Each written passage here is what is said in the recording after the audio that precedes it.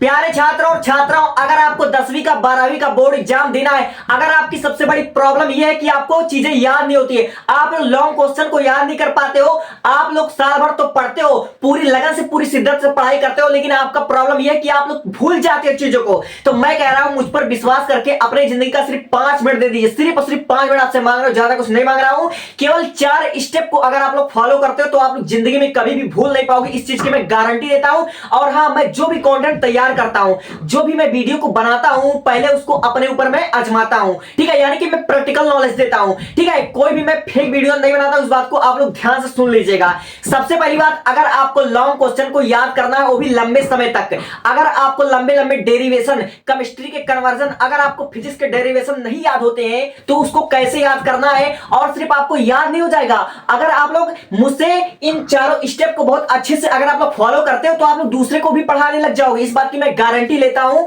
ठीक है। तो सबसे पहला जो मेरा स्टेप है, बहुत ही ध्यान से सुनना मेरे भाई, बहुत ध्यान से सुनना, बहुत ज्यादा इसके ऊपर स्टडी करके तब वीडियो लेकर आया हूं। सबसे पहली बात, जब भी आप लोग पढ़ाई करने बैठे हो, अगर आप लोग सेल्फ स्टडी करते हो या आप लोग कोई भी न्यूमेरिकल लगाते हो, मैथ के लगाते हो, फिजिक्स के लगाते हो, या फिर अगर आप लोग लॉन्ग क्वेश्चन को अगर पढ़ने बैठते हो, तो सबसे पहली बात, अपने दिमाग को शांत रखो। अपने दिमाग को शांत रख करके पूरी फोकस के साथ अपना सारा दिल दिमाग डाटा अपने किताब पर फोकस करके जो भी चीज को आप लोग पढ़ना चाहते हो, जो भी चीज को आप लोग लर्न करना चाहते हो, उसको एक बार शांत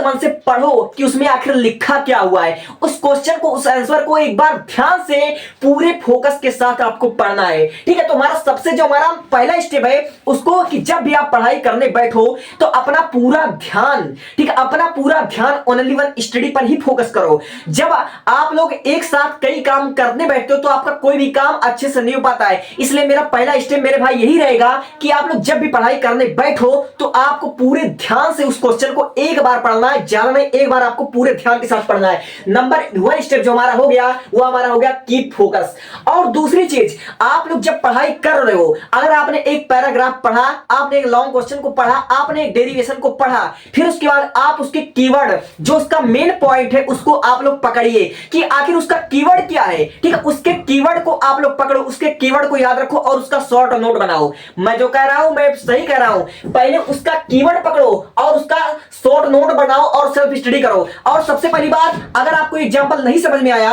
तो जैसे अगर आप लोग फिजिक्स का न्यूमेरिकल लगाते हो, ठीक है,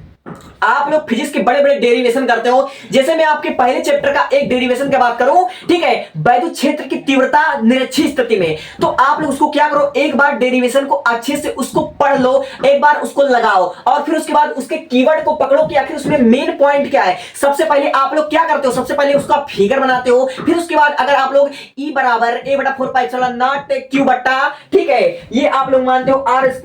l², फिर उसके बाद आप लोग मानते हो E बराबर 2e cos थीटा, फिर उसके बाद आप लोग ये स्क्वायर को नगण्य मान लेते हो, तो आपका फाइनल सूत्र आता है। तो इस प्रकार अगर आप लोग कोई लॉन्ग क्वेश्चन को याद करना चाहते हो, अगर कोई लंबे डेरिवेशन को याद करना चाहते हो, तो उसके कीवर्ड को पकड़ो और उस कीवर्ड का शॉर्ट नोट बनाकर उसको याद कर लो। मेरे भाई गारंटी के साथ बता रहा हूं, आपको याद हो जाएगा, ठीक है। और तीसरा चीज है, आप लोग जो भी पढ़ो दूसरे के साथ आप लोग शेयर करना सीखो, ठीक है, आप लोग ग्रुप स्टडी करो, ठीक है, जो आप लोग पढ़ रहे हो उसको ऐसा पढ़ो जैसे कि आपको किसी और को पढ़ाना है, यानी कि आप लोग अगर पढ़ते हो तो उसको साथ ही साथ अपने क्लासमेट के साथ, अपने दोस्तों के साथ शेयर करना सीखो, शेयर करने से तुम्हारा जो नॉलेज है, ठीक है, वह और इंप्रूव होगा, ठीक है, तुम्हारे अंदर की कमी, तुम्हारे अंदर का खूबी, तुम्हारे अंदर का टैलेंट तुमको पता चलेगा, तुमको पता चल जाएगा कि आखिर तुम किस स्टेप में गलती कर रहे हो। इसलिए जब भी तुम पढ़ो उस चीज को अपने दोस्तों के साथ, अपने क्लासमेट के साथ शेयर करो, ठीक है, शेयर करने से तुम्हारा नॉलेज बढ़ता है, ठीक है। अगर आपका कभी भी किसी से क्लास में कंपटीशन होगा तो आपको बहुत अच्छे तरीके से समझ में आ गया होगा। तीसरा चीज है आपका शेयर करना। और चौथी चीज, अगर आपको बोर्ड एग्जाम में बहुत अच्छे नंबर स्कोर करना, बहुत अच्छे नंबर स्कोर करना है, तो उसको लिखने की अच्छे से प्रैक्टिस कर लो, ठीक है, लिखने की अच्छे से प्रैक्टिस कर लो मेरे भाई। और ग्रुप स्टडी, ठीक है, ग्रुप स्टडी से आपको चीजें ज्यादा लंबे समय तक याद रहती है, ठीक है। तो ये हमारा हो गया, केवल 4 टिप्स को फॉलो कर लो, आप लोग जिंदगी में नहीं बोलोगे। सबसे पहली बात, अपने दिमाग को ठंडा रखो, पूरे ध्यान केंद्रित करके आप लोग चीजों को एक बार अच्छे से पढ़ो, सेल्फ स्टडी, ठीक है। और दूसरी चीज, उसका जो मेन पॉइंट है,